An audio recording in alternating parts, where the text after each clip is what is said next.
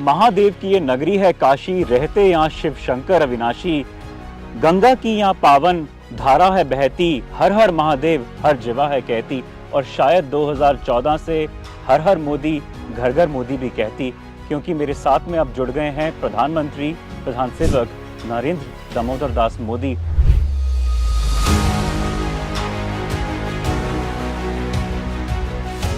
आपके अंदर वो एनर्जी क्या आती है? मेरे अंदर क्यूरोसिटी ये रहती है, क्या वो प्रोटीन मिल्कशेक है, क्या वो प्रोटीन सप्लीमेंट है, इंस्टेंट एनर्जी ड्रिंक है, रेड बुल है? पहली बात है कि एक तो मैं कोई गोली नहीं खाता, गालियां जरूर खाता हूँ।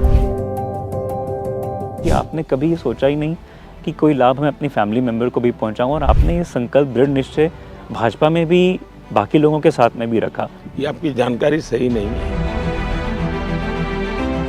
आप महादेव के बड़े भक्त हैं। महादेव की वो क्या चीज़ है जो आपको आकर्षित करती है उनकी तरफ? मेरा एक पूर्व जीवन है, उस चीज में ही चीजें ही मेरे जीवन में, मैं उसी में ही डूबा हुआ था। तो किसी कारणवश मैं फिर से ये कपड़े भी पहनने लगा और मैं वापस लौटा हूँ। मैं परमात्मा के गुण और अवगुण की चर्चा करने की तो योग्यता मुझ में नहीं है। शायद शिव जी का विरक्त जीवन ही है जिसने मुझे आदेश दिया है कि तुम्हें विरक्त रहना है। महादेव की ये नगरी है काशी, रहते यहाँ शिव शंकर अविनाशी। गंगा की यहाँ पावन धारा है बहती, हर हर महादेव हर जगह है कहती। और शायद 2014 से हर हर मोदी घर घर मोदी भी कहती, क्योंकि मेरे साथ में अब जुड़ गए हैं प्रधानमंत्री प्रधान सेवक नरेंद्र दामोदर दास मोदी, जिन्होंने हर गांव हर देश के कोने को प्यार से जोड़ दिया हो। Welcome to this show prime minister Narendra Modi साहब। This is actually a privilege for us on the new Indian. हमारा एक मोटो है, what TV doesn't print can't we deliver. जो टीवी नहीं कर सकता और प्रिंट नहीं कर सकता, हम वहाँ जहाँ जाके डिजिटल में वो लाते हैं। हमारे लिए आज बड़ा सर गर्व का विषय है कि आप हमारे साथ में जुड़े हैं 5वें चरण के मतदान में। इसलिए सर आपसे पहला सवाल यही कहूँगा प्रधानमंत्री जी कि पहले चरण के मतदान से लेके 5वें चरण तक आप चिलचिलाती गर्मी से घूमते हुए तमिलनाडु के घाटों से, असम के चाय बागानों से, अरुणाचल के पहाड़ों से, रेगिस्तान से, और मैं कहूँगा महाराष्ट्र की औद्योगिक नगरों से केरला के गांवों तक, ये समझना चाहता हूँ सर आपके अंदर वो एनर्जी क्या आती है? मेरे अंदर क्यूरोसिटी ये रहती है कि क्या वो प्रोटीन मिल्कशेक है, क्या वो प्रोटीन सप्लीमेंट है, इंस्टेंट एनर्जी ड्रिंक है, रेड बुल है, कोका कोला है, कैफीन है? जब हम अपने दादा और परदादा को और पिता को देखते हैं, वो एनर्जी शायद उनमें भी ना हो जितनी आप में है, और युवा में भी ना हो। वो एनर्जी क्यों है? उसका राज क्या है? क्या आप परहेज करते हैं? पहली बात है कि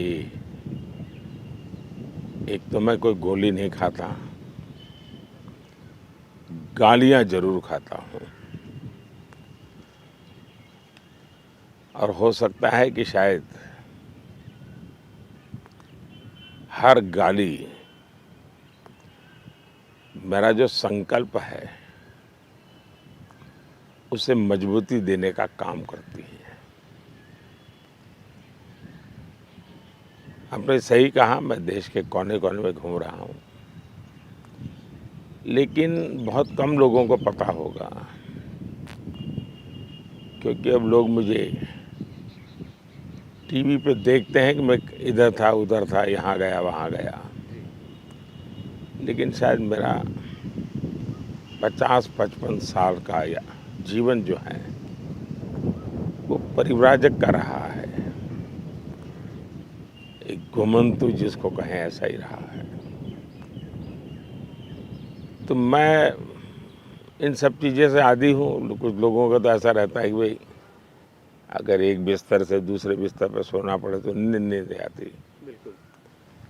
मेरे लिए कुछ ऐसा है ही नहीं। मैं शरीर मेरा इतना थक जाता है कि मैं जहाँ भी रात को जगह मिल जाए मैं सो सकता हूँ। तो हो सकता है दूसरा, मेरा जो पारिवारिक पृष्ठभूमि है, मेरा जो लालन पालन हुआ है, उसमें तो ऐसा कुछ नहीं था जो आज मैं दुनिया मुझे देख रही है। आप अपने गांव का कोई भी गरीब परिवार देख लीजिए, और फिर सोचिए कि यहाँ से क्या क्या हो सकता है, तो कहीं नहीं जाके आप अटक जाएंगे। मैं तो कभी कहता था कि मैं ऐसे बैकग्राउंड से हूँ कि अगर मैं स्कूल में टीचर बन जाता तो शायद मेरी माँ अड़ोस पड़ोस में सबको गुड़ खिलाती, क्योंकि मेरा जीवन वैसा ही था। शायद परमात्मा की ही कोई इच्छा है, शायद ईश्वर ने ही मुझे किसी काम के लिए भेजा है, किसी पर्पज के लिए भेजा है, और ईश्वर ही मुझसे सब कुछ करवाता है। वही दौड़ाता है, वही पद देता है, प्रतिष्ठा देता है, वही परिणाम भी देता है। और मैं ईश्वर के दो रूप देखता हूँ, एक साकार, एक निराकार। जो 140 करोड़ देशवासी हैं, उनको मैं परमात्मा का रूप मानता हूँ। तो वो मेरे लिए एक साकार ईश्वर का रूप है, जिसका मैं नित्य पूजा करने वाला व्यक्ति हूँ। और दूसरा एक निराकार रूप है, जिसको न मैंने देखा है, न कोई देखने वाला मुझे मिला है, लेकिन मेरी उसमें अपार श्रद्धा रही है। शायद ईश्वर ने ही मुझे ये संकेत दिया है, तुम निराकार रूप की खोजने में अपना समय बर्बाद मत करो, ये साकार रूप जो ईश्वर का है तुम उसी में खप जाओ, निराकार तेरे साथ रहेगा। आप महादेव के बड़े भक्त हैं।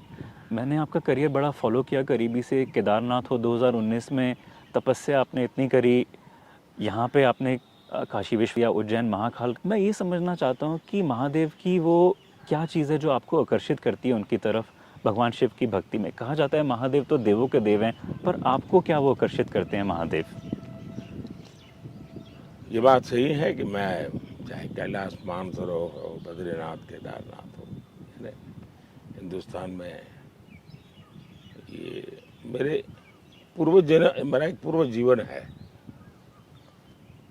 उस चीज़ में ही चीज़ें ही मेरे जीवन में, मैं उसी में ही डूबा हुआ था। तो किसी कारणवश मैं फिर से ये कपड़े भी पहनने लगा और मैं वापस लौटा हूँ। मैं परमात्मा के गुण और अवगुण की चर्चा करने की तो योग्यता मुझ में नहीं है जी। उनके कोई गुण देख करके मैं काम कर रहा हूँ, ये तो मेरे सामर्थ्य के बाहर का है। मेरा अभी भी मत है कि शायद परमात्मा को जो अच्छा लगता है वो मुझसे करवाता है जी। और जो मुझे करवाता है वो मुझे अच्छा लगता है जी। लेकिन कभी मैं देखता हूँ कि दुनिया के, ब्रह्मांड के सर्वशक्तिमान लोग भी जिसके सामने सर झुकाते हैं जी। वो आपको विरक्त नजर आता है। जी। पूरी तरह विरक्त है। बिल्कुल। न उसके शरीर पे कपड़े हैं, न उसे आभूषण है, न कोई महल है, बिल्कुल। न कोई गादी है, कुछ नहीं है। जी। वो पहाड़ों में ऐसे ही गुजारा कर, विरक्त जीवन है। जी। शायद शिव जी का विरक्त जीवन ही है जिसने मुझे आदेश दिया है कि तुम्हें विरक्त रहना है, और मैं भी व्यवस्थाओं के तहत कहीं पर भी हूँ। जी। मेरा शरीर किसी न किसी सांचे में ढलता होगा, बिल्कुल। लेकिन मैं मन से, आत्मा से बड़ा विरक्त हूँ, और शायद शिव जी ने ही मुझे इस प्रकार से जीने का आदेश दिया है। बिल्कुल। सर, आप अक्सर अपनी माँ को लेके हीराबेन जी के बारे में सोचकर बड़े भावुक हो जाते हैं। मैं भी अपनी माँ से बड़ा जुड़ा हुआ रहा हूँ, और हर जो पुत्र होता है वो माँ से हमेशा जुड़ा रहता है। ये समझना चाहता हूँ कि मेरे जैसे बेटे अक्सर ये सोचते हैं कि कभी ना कभी माँ का जो एक डांट होती है, वो थप्पड़ होता है, वो हमें जीवन में बड़ा संकल्प लेने के लिए मजबूर कर देता है और सही मार्ग पे लेके जाता है। आपकी लाइफ में भी वो मोमेंट्स आए कभी जब माँ ने डांटा हो और माँ ने सही मार्ग का मार्गदर्शन किया हो? वैसा तो कोई मुझे स्मरण नहीं है, क्योंकि मैं बहुत छोटी आयु में घर छोड़ के चला गया था। जी। तो जिसको कहें कि कुछ समझ आने लगी और कुछ हुआ हो, ऐसा तो कुछ मुझे ध्यान नहीं आ रहा है। इतना मैं जरूर कहता हूँ कि वो मेरे कुछ यानी 17-18 साल की उम्र के पहले ही, समझ लीजिए 13-14 साल से लेकर के 17-18 साल तक मैं अपने शरीर पर प्रयोग बहुत करता था। जैसे कभी मैंने तय किया कि मैं नमक नहीं खाऊंगा, ठीक है। तो माँ बड़ी परेशान हो जाती थी,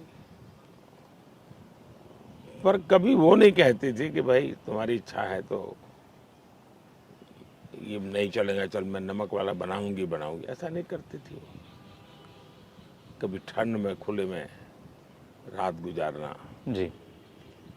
तो रात में आके कभी कभी देखती थी कि बाहर ठंड में बैठा है,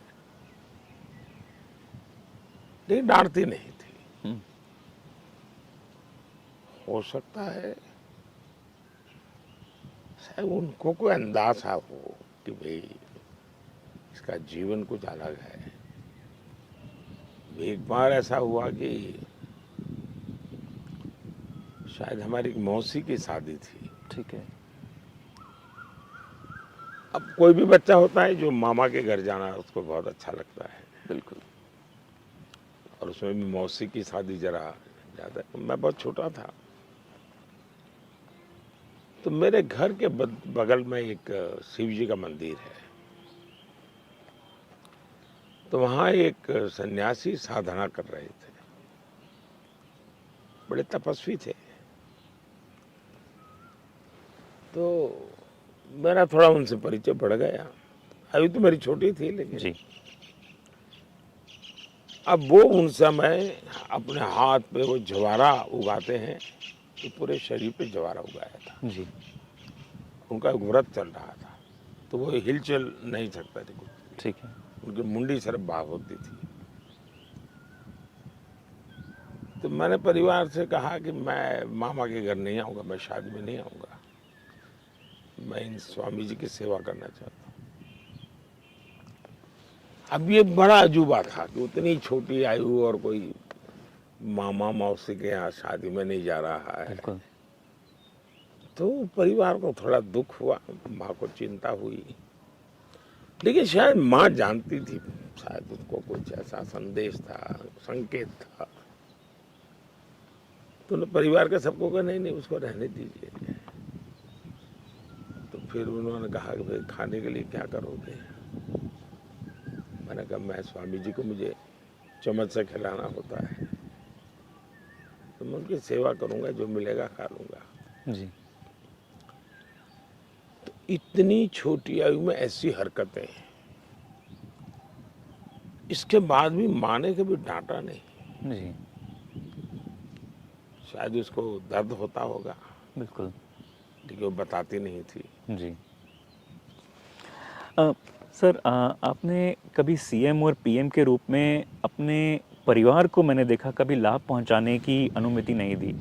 मैंने इतने सालों से, कई बारी मैं आपको बताऊं, मैं 2017 के चुनाव उत्तर प्रदेश में बनारस के घाटों पे आपके भाई से भी मिला, मोदी जी से, लेकिन कभी भी मुझे ये एहसास नहीं हुआ, अगर मैं बाकी परिवारों को देखूं, सपा, कांग्रेस, आरजेडी, इन सब लोगों ने सिर्फ अपने परिवारों को, ये लोगों को ही लाभ पहुंचाने के लिए सबसे बड़ा, यहाँ तक कि अभी पीछे जब मैंने अखिलेश यादव जी का इंटरव्यू किया तो उन्होंने मुझे मुंह पे कहा कि मैं तो चाहता हूँ कि भाजपा भी अपने परिवारों को टिकट दे और परिवारों को लाभ दे, डंके की चोट पे। जब मैंने सवाल पूछा कि डिम्पल यादव, अखिलेश यादव, अक्षय यादव, तेजस्वी यादव की बहन मीसा यादव, हर कोई चुनाव लड़ रहा है, तो मैं बड़ा हैरान रह जाता हूँ कि प्रधानमंत्री आप ऐसे कैसे हो सकते हैं कि आपने कभी ये सोचा ही नहीं कि कोई लाभ मैं अपनी फैमिली मेम्बर को भी पहुँचाऊँ, और आपने ये संकल्प, दृढ़ निश्चय भाजपा में भी, बाकी लोगों के साथ में भी रखा। इट्स वेरी डिफ़िकल्ट कि ऐसे स्वभाव के व्यक्ति पॉलिटिक्स में होते हैं, तो कितना वो आपके लिए मुश्किल था, कठिन था इस चीज़ को फॉलो करना? ये आपकी जानकारी सही नहीं है। मैंने मेरे परिवार को बहुत लाभ पहुंचाया है, अनगिनत लाभ पहुंचा है, वो उसकी तरफ लोगों का ध्यान नहीं है। जैसे मैंने 11 करोड़ टॉयलेट बनाए, वो मेरे परिवार के। मैंने 4 करोड़ गरीबों के लिए घर बनाया, मेरे परिवार। मैंने 50 करोड़ लोगों के जनधन के बैंक के अकाउंट बनाए, वो मेरे परिवार से। बिल्कुल। मैंने आयुष्मान कार्ड से लाखों माताएं, लाखों बुजुर्गों उनका उपचार करवाया, मेरे परिवारजन। बिल्कुल। और इसलिए मैं भी मेरे परिवार के लिए ही जीता हूँ, क्योंकि मेरा भारत ही मेरा परिवार है। जी। जहाँ तक दूसरा सवाल है, जो बायोलॉजिकल मेरा परिवार जिसको आप कहें, बिल्कुल। एक तो मैं बहुत छोटी आयु में घर छोड़ चुका था, मैं पहले से ही कट ऑफ रहा। दूसरा, मेरे परिवार को मेरी माँ ने ऐसे संस्कार दिए हैं कि जिसमें पद प्रतिष्ठा के लिए उनको लगता था, मेरी माँ कहती थी कि हम लोग ऐसा कुछ न करें ताकि उसकी साधना में रुकावट हो। जी। वही से साधना की। तो अब जैसे मैं गांधीनगर में रहता था, मुख्यमंत्री था, मेरा एक छोटा भाई सरकार में नौकरी करता था, और जिस डिपार्टमेंट में वो नौकरी करता था, मैं उसी डिपार्टमेंट का मिनिस्टर भी था मुख्यमंत्री के नाते। लेकिन मेरे 13 साल के कार्यकाल में उसने कभी मेरा चैम्बर नहीं देखा था, कभी आया नहीं था। सरकार में भी लोगों को पता नहीं था कि ये मेरा भाई है। अब मेरी माँ वहाँ रहती थी, माँ के पास जब जाता था तो लोगों को पता चलने लगा कि भाई। तो माँ ने मैंने एक बार कहा कि माँ कभी कभी पास में ही हूँ, 1-2 किलोमीटर दूरी पे हूँ, आकर के रहो ना।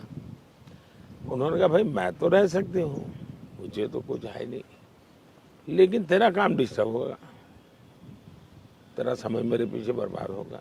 क्या बात है। तो ये जो शायद मेरे परिवार में संस्कार जो मिले, बिल्कुल। आज भी मेरा परिवार में बहुत लोग हैं जो गरीबी में जीते हैं। बिल्कुल। कोई पेट्रोल पंप पे शायद वो पेट्रोल भरने का काम करता है, मेरा एक भाई। तो दूसरी तरफ मुझे बहुत सुनना भी पड़ता है लोगों से बिल्कुल। कि भाई ऐसे कैसे इंसान हो, कोई परवाह नहीं करते हो, ऐसा सुनना पड़ता है मुझे।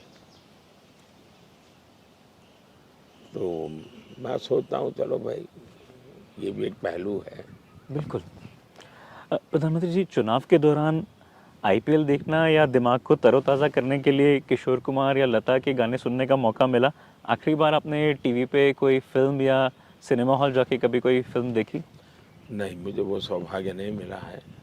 जब गुजरात में था तब शायद 1-2 किसी इवेंट के कारण मुझे जाना पड़ा था, और वो भी उन कलाकारों के सम्मान के कारण मैं गया था। मेरी अपनी कोई प्रवृत्ति पिछले 40-50 साल से इस प्रकार की रही नहीं। किशोर लता के गाने पे भी नहीं? नहीं, गाना वाना छोड़ दीजिए, मेरी वो कोई प्रायोरिटी नहीं, मेरे पास इतना समय है। बिल्कुल। मैं जब लोगों को मिलता हूँ तो मैं उस पल को जीता हूँ। जी। मैं सिर्फ एक रोबोटिक के तरह किसी को मैं हाथ नहीं मिलाता हूँ, मैं उस पल को जीता हूँ। Absolutely sir. जैसे मान लीजिए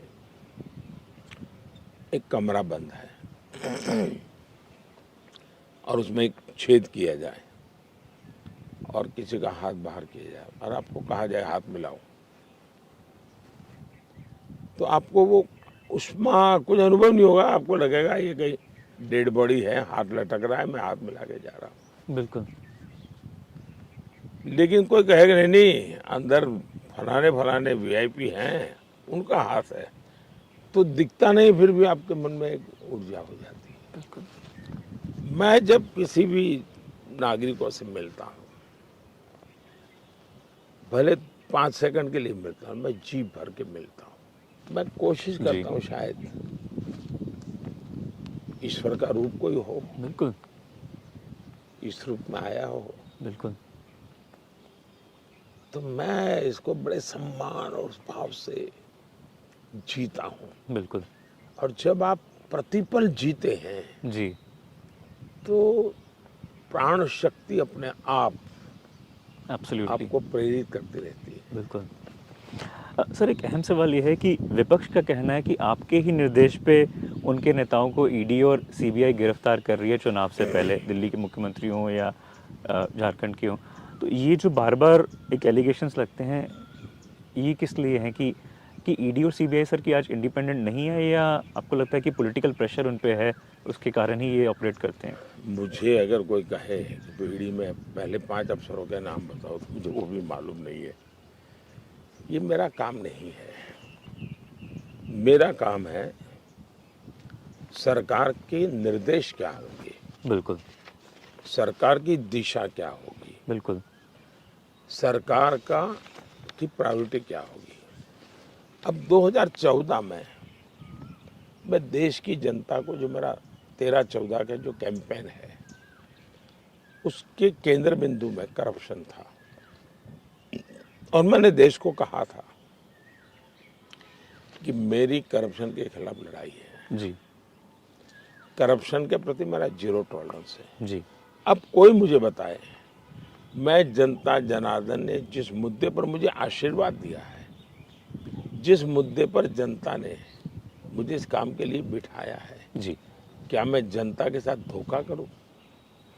तो ये मेरा कमिटमेंट था। एब्सोल्युटली।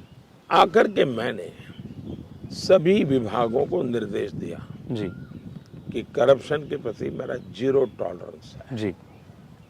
उसमें हमारे एक स्वयं के आचार, जैसे मेरे लिए कहा जाता है कि पहले दिल्ली की 5 स्टार होटलें भरी रहती थी, क्यों?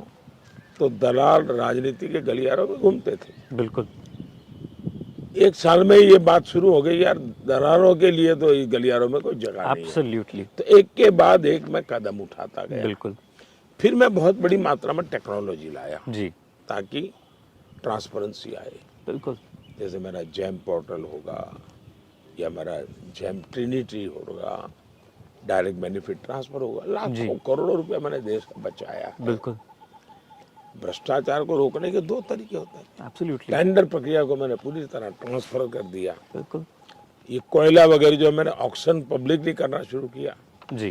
तो एक तो करप्शन के खिलाफ मेरी जो व्यवस्था वर्तमान है, उसमें करप्शन को दूर रखा जाए, बिल्कुल। घुसने न पाए, एक काम। जी। दूसरा, जो पहले करप्शन हुआ है उसका डर होना चाहिए, तभी जाके नए लोग करप्शन न करें। बिल्कुल। सचमुच में मुझे किसी को परेशान नहीं करना है, जी। और नहीं मेरी सरकार किसी को परेशान करना चाहती। जी।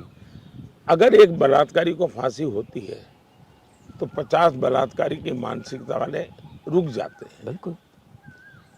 कभी कभी कठोर सजा, कठोर कदम भविष्य की बीमारियों से बचने के लिए भी होते हैं। बिल्कुल।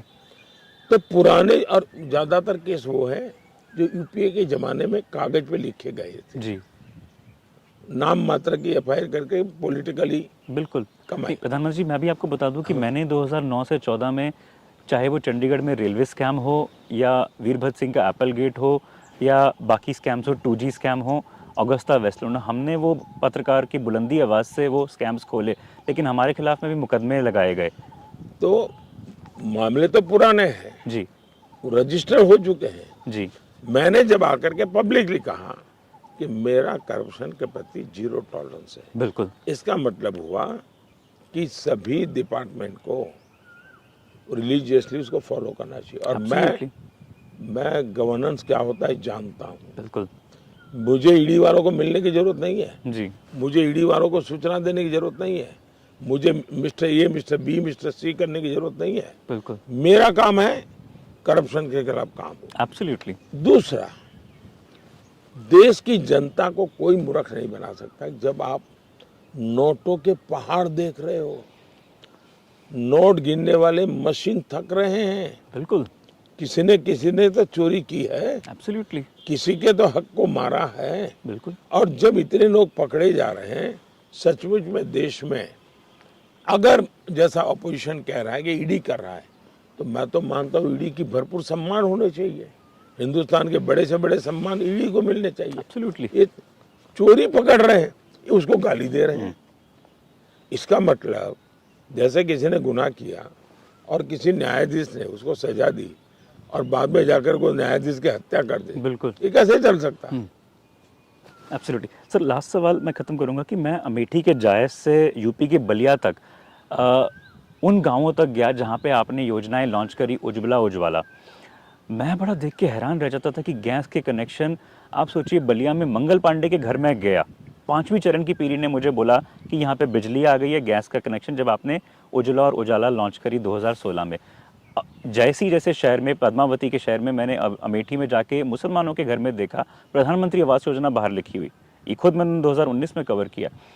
इन स्कीमों के बावजूद भी मैं आपसे सिर्फ आज ये समझना चाहता हूँ, 2024 में आपका जो सक्सेस रेट है, अगर मैं इन स्कीम्स को हटा दूं, आपने इतनी बड़ी जीत हासिल करी 2019 में इन स्कीम्स के मुताबिक, घर घर में जा के वो स्कीम्स घुसी थी, उज्ज्वला, उजाला, प्रधानमंत्री आवास योजना।